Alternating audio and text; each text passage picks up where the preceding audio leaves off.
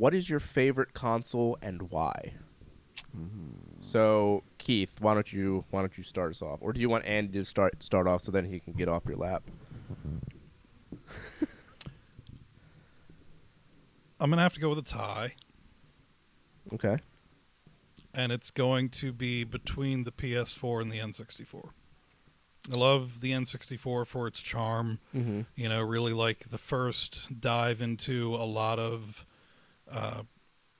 like the joystick-based controls and, you know, the different things like that, but also retaining really early memories and, you know, like throwbacks to the Mario series and things like that. Yeah. But I think the PS4 was an absolute powerhouse from Sony that just like really, you know, took gaming to another level for me. So Definitely. The I can see you on the PS4 because there were a lot of like really strong like games that came out that aren't existing IPs, like brand new IPs that really came out, and it started a whole genre of like the Soulsborne genre started on the PS4, and like that's taken a life of its own. That's a whole thing now. We could have a separate podcast. Yeah, Just, yeah. with Souls content. Yeah. we could have a separate podcast, all right. Where are you going? So Keith, what is your favorite console and why? For me, it's nearly a tie as well, but I'll just settle it. Sega Genesis. I just have that. The SNES and Sega Genesis were my first two systems, but I have just so many core memories playing the Sega Genesis, from things on the Sega Channel to, you know, the collection that you see that I've had that I, you know, was basically from just my childhood. Yeah. I just have so many memories, and it was just such a pivotal time in my life growing up and forming that I when I think back to the Sega Genesis, I don't have a single bad memory. I quite literally don't, aside from some frustration, but you know, some frustration and everything, and like and learning what it was to be angry with the game. But no, really, for me, Sega Genesis, hands down. How about you? Surprisingly, that's not an answer that you really hear much of. Is the Sega Genesis? Like there are people that are like, yeah, diehard Sega, but the normal answers usually aren't Sega. So I'm actually kind of surprised. For me, that's a tough one. I would say that I might have a tie as well, because it's just very, very close. I think if you ask me on any given day, they might flip-flop. Mm-hmm. The PS1. Okay. Because that just had so many huge titles for me. The Resident Evil games. That's everything. If you guys could see the rest of this room. If you know me as a person, you know that my love for Resident Evil runs very, very deep. He has coasters that are Resident Evil. Yeah, that was massive. Crash Bandicoot, Spyro the Dragon. Can't go wrong. The Final Fantasies.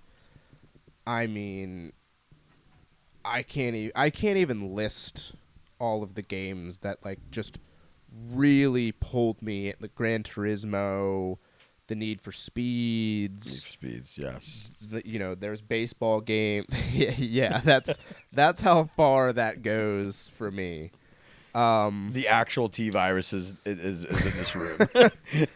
Yeah, for me, like the PS1 just really like sport, like football games too, like the NASCAR game. Like I literally played every single genre on that console. But like the memories that I have playing that console, like I used to go hang out at my sister's house. When she moved out, that was detrimental to me as a kid because my sister was everything to me. Yeah. When she got a boyfriend, I refused to accept that. That's fair.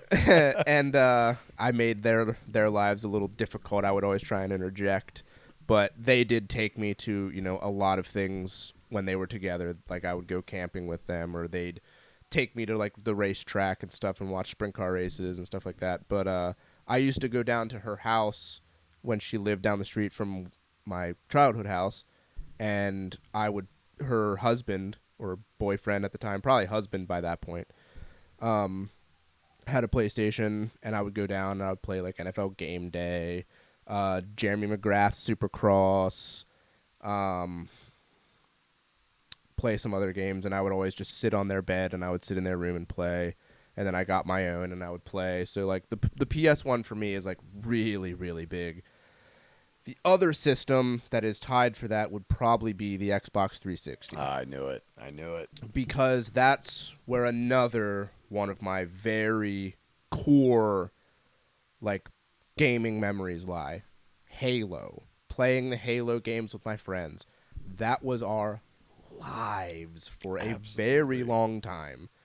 We would go over. We'd be up till 2, 3 in the morning playing Halo, or all-nighters. I remember we'd have all-nighters. We'd be having LAN parties. Like we'd do all that for Halo. Parties. We did the same thing with the Modern Warfare series. Like we would just dive in and play.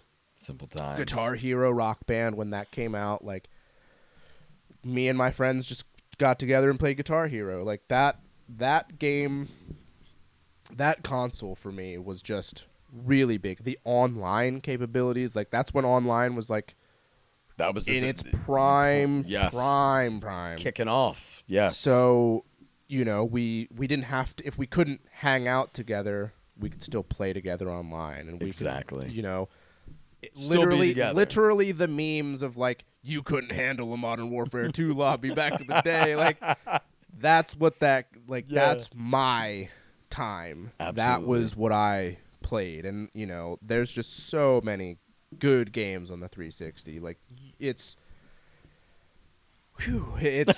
I mean so many good games, but those two for me are like the big two. Fair enough. Yeah. Absolutely.